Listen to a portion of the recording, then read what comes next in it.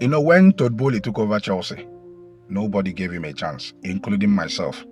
I felt that these guys, with the way they took over and sacked a manager that just won the Champions League for Chelsea and appointed Graham Potter, I felt that these guys were here to destroy Chelsea. But I never knew that they wanted to run Chelsea under a different model compared to the way Roman Abramovich, handled Chelsea. So they wanted to have a manager, a young, talented manager that would manage the club for many years to come. They were not against signing players, but they wanted to sign players that are particularly young, in order to build a formidable team for the future. And if an opportunity arises for them to nurture the player and, of course, sell the player for higher profit in the future, then so be it. And that was what they did. They appointed Graham Potter, and that experiment failed. We all expected it to fail because it was a mistake in the first place, because Graham Potter had no pedigree and they had no prior experience at the top level, before his appointment at Chelsea. When Potter failed, they appointed Lampard, of course, on a temporary basis. And after Lampard, then they had the opportunity to appoint Luis Enrique. In fact, Luis Enrique offered himself to be new Chelsea manager at the time. But because of the philosophy of Todd Boehly and his associate, they decided against appointing Luis Enrique. They believe he was a high-profile manager. He doesn't fit into the category of the managers they wanted to appoint at Chelsea.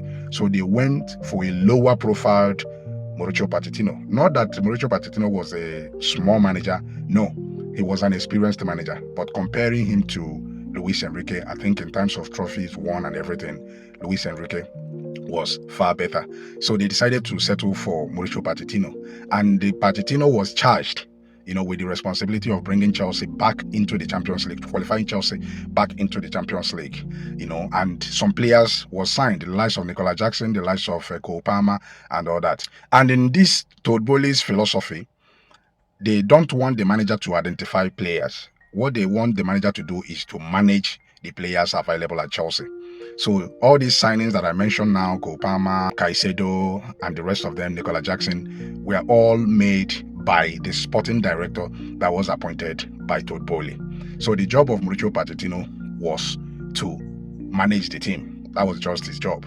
Then after one season and the Chelsea finished in the 6th position, then Pochettino began to make demands.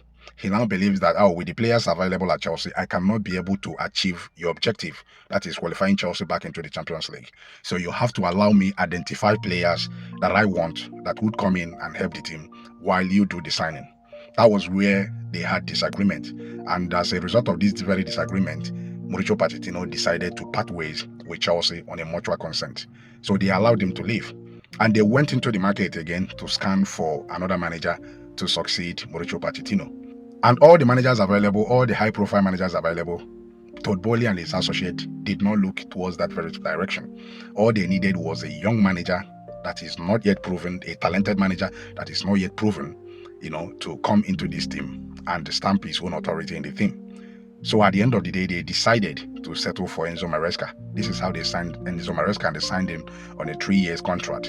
So Enzo Maresca was charged in his first season not to break Chelsea into the Champions League. Not that if he qualifies into the Champions League, then it will be rejected by the new owners. No.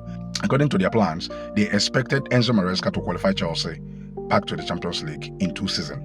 This is why when the ups and downs was happening at Chelsea, Enzo Maresca was, forced to say it in the press conference that he was actually given 2 seasons to break Chelsea back into the Champions League. But fortunately for Chelsea, after 1 season, Enzo Maresca supersedes the expectations of the new Chelsea owners, including Chelsea fans. He won the UEFA Conference League, breaking Chelsea back into the top 4, and of course going on to win the Club World Cup. And because of these very successes that he has managed to achieve in his very first season, Todd Boehly decided to change his policy on managers. Right now, Enzo Maresca has been given the authority he never had when he newly joined Chelsea. In fact, right now, he's the one identifying players. He's no longer the manager they appointed, and they gave him all the players they acquired just for him to manage. Right now, Enzo Maresca is now the one identifying players that he wants in this Chelsea team. And the new owners are doing him the honor by going after these players and signing them.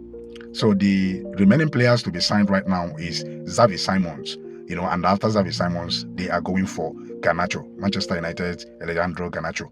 These are players that have been identified by Enzo Maresca including Joao Pedro, Lian Delap, and the rest of them.